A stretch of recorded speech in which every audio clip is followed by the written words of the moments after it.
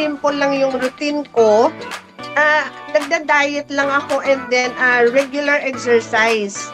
Minsan nga pag tinatamad ako, once a week lang talaga. Pero hindi pwedeng totally na wala siya. Kasi sumasama yung pakiramdam ko pag wala.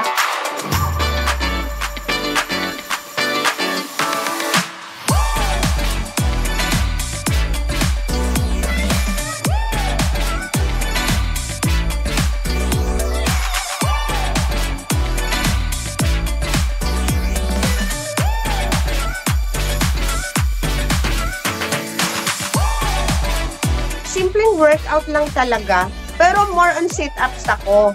Kasi very conscious ako sa tummy ko. Siyempre, as you grow older, parang nare-realize ko na siguro mas okay kung maging fit ka.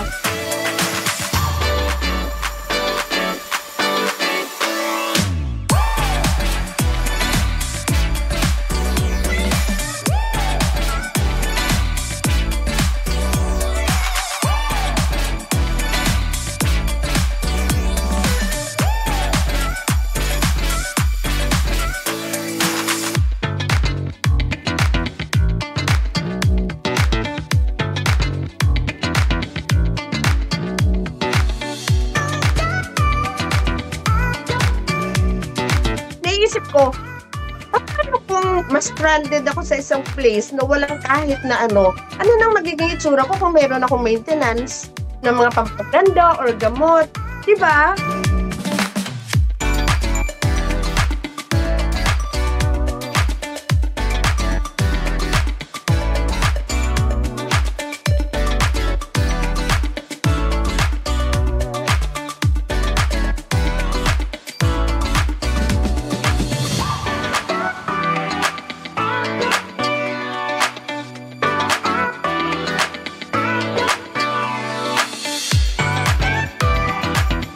Basta, kung ano yung bigay sa akin ni Lord, i-develop ko na lang, i-enhance na lang.